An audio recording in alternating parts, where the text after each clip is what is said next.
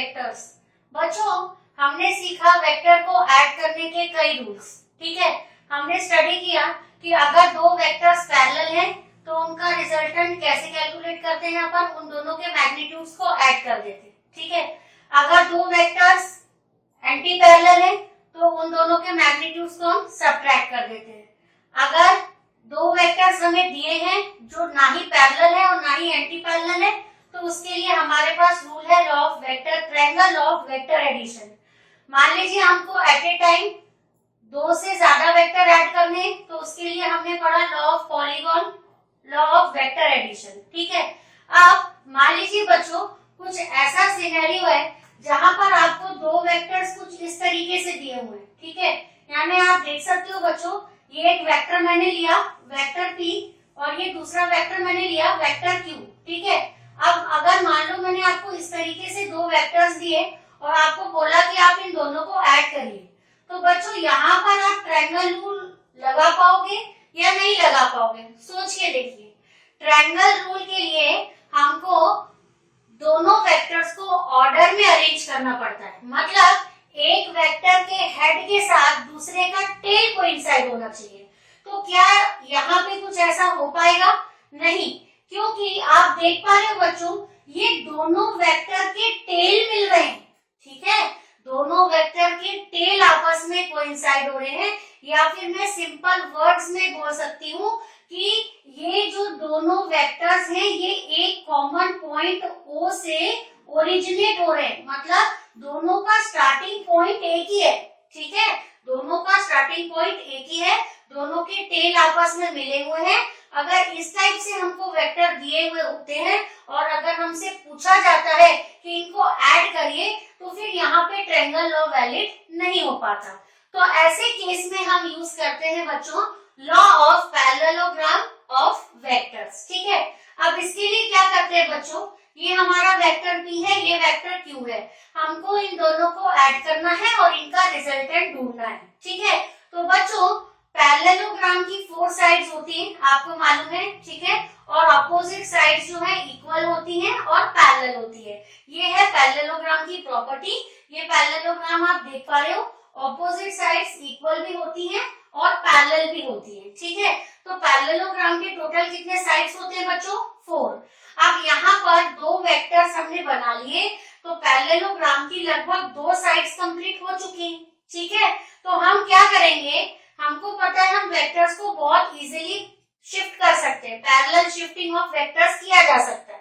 यानी हम क्या करेंगे बच्चों, पैरेललोग्राम को कंप्लीट करेंगे। ठीक है, तो यहाँ ऐसा समझिए कि P वेक्टर को हम इस तरीके से ऊपर यहाँ ले जाएंगे और Q वेक्टर को सामने लाके ऐसे ला लेंगे।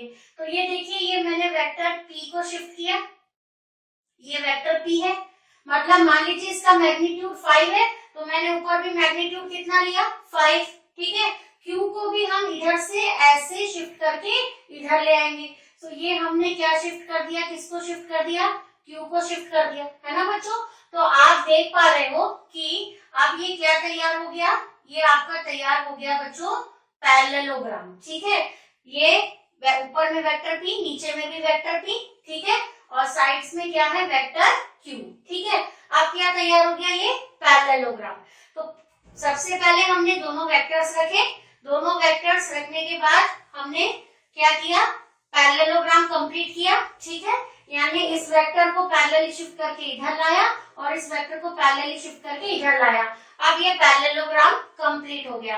अब बच्चों इस पैरेललोग्राम का जो डायगोनल होगा ना वो रिप्रेजेंट करेगा इन दोनों वेक्टर P और Q का रिजल्टेंट। यानी वो जो डायगोनल आप लोगे, अब आप सोच रहे होंगे दो डायगोनल्स होंगे, एक डायगोनल हमारा अगर मैं इसको नाम दे दूं OABC तो एक डायगोनल हो जाएगा OB और दूसरा डायगोनल हो जाएगा AC, है ना। तो कौन सा डायगोनल लोगे? जो दोनों वेक्टर के स्टार्टिंग पॉइंट से स्टार्ट होगा। यानी दोनों वेक्टर्स ये रहे, ये दोनों का स्टार्टिंग पॉइंट है तो डायगोनल भी यहीं से शुरू होगा। ठीक है, तो ये जो डायगोनल मैंने ड्रॉ किया बच्चों ये OB। ठीक है, ये जो OB डायगोनल आपको दिख रहा है ये होगा आपका रिजल्टेंट। ठीक है, मतलब ये आपको इन दोनों का कंबाइंड इफेक्ट दिखाएगा, दैट इज वेक्टर P और वेक्टर Q का एडिशन होगा। सो मैंने लिख दिया vector R is equal to vector P plus vector Q। ठीक है बच्चों, तो क्या सीखा हमने, पैरेललोग्राम लॉ कैसे एप्लीकेबल होता है। पहले हम क्या करते हैं, देखिए OA जो है, OA आपका वेक्टर P है, ठीक है। उसके बाद OC आपका क्या है, वेक्टर Q है, ठीक है। दोनों सेम पॉइंट से ओरिजिनेट हो रहे हैं, दोनों के टेल कोइंसाइड हो रहे हैं, ठीक है।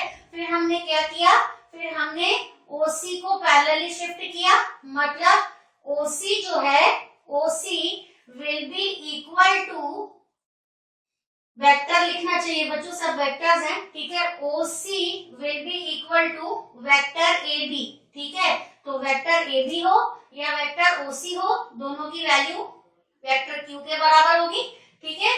OA will be equal to CB, ठीक है। तो ये हो जाएगा वेक्टर P।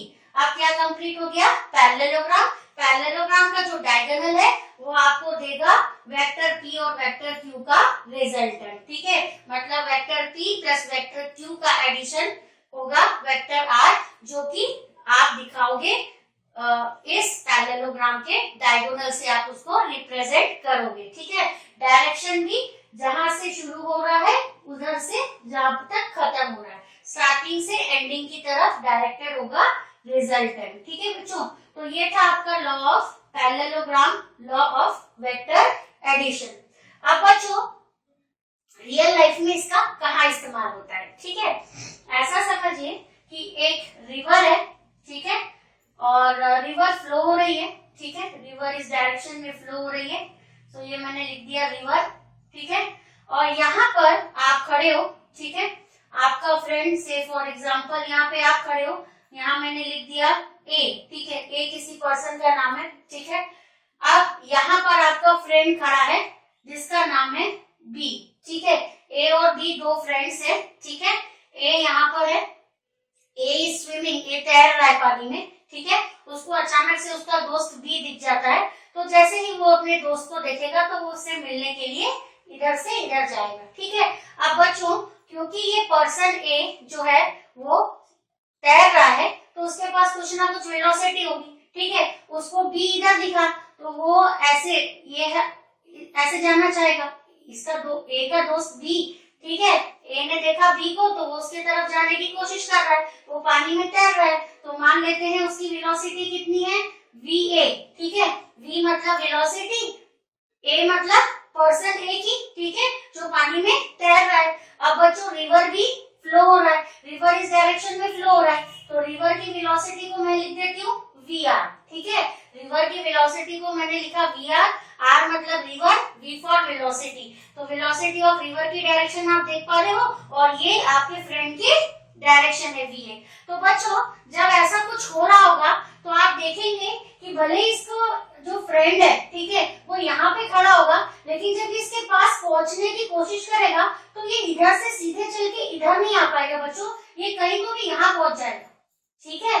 मतलब होगा ये कि इसको ये जाना कैसे, सीधा आके यहाँ पहुंचना चाहता था, लेकिन यहाँ ना पहुंचते हुए वो थोड़ा आगे जाके इधर कहीं तो भी पहुंचेगा। ऐसा क्यों हुआ बच्चों, ऐसा इसलिए हुआ क्योंकि इस पर्सन के ऊपर भी दो वेक्टर्स एक्ट हो रहे हैं, ठीक है। पहला वेक्टर देखिए, ये देखिए यहाँ रिवर फ्लो हो रहा है, तो ये सब क्या हो गई, रिवर की वेलोसिटी, ठीक है। एक ही जगह हम लिखते हैं रिवर की वेलोसिटी, ये रिवर की वेलोसिटी हमने लिखी। तो ये देखिए मान लीजिए ये A पर्सन है, ठीक है, तो ये हो गई उसकी खुद की वेलोसिटी VA, और ये हो गई वेलोसिटी ऑफ रिवर।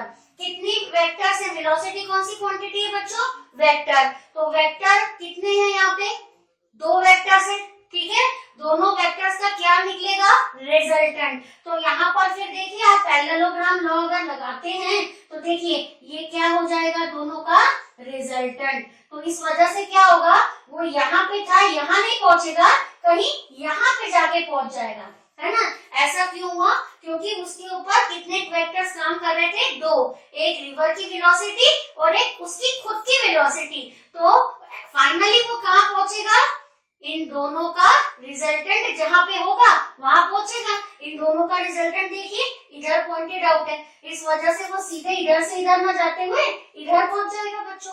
ठीक है, तो ये था एक छोटा सा एग्जांपल जिससे मैंने आपको समझाना चाहा कि इसका रियल लाइफ में, डे टू डे लाइफ में कहाँ एप्लीकेशन होता है। ठीक है, जाना वो इधर जाता है, पर रिवर के फ्लो की वजह से वो उसका जो मोशन है वो टिल्ट होके वो कहीं तो भी यहाँ जाके पहुंचेगा। ठीक है, ऐसा क्यों हुआ?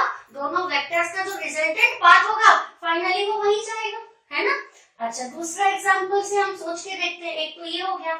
अब मान लीजिए बच्चों कोई बर्ड है, ठीक है, मुझे बर्ड बनानी तो नहीं आती, ठीक है, सॉरी, जैसा भी है ऐसा समझ लीजिए ये एक बर्ड है। ठीक है, ये उसके फेदर्स है। ठीक है, अब बर्ड जो है वो अपने फेदर्स हिलाती है, ठीक है, पर वो ऊपर क्यों उड़ती है? फेदर क्या वो फेदर हिलाने से ऊपर उड़ती है? नहीं, एक्चुअली होता क्या है समझ लीजिए।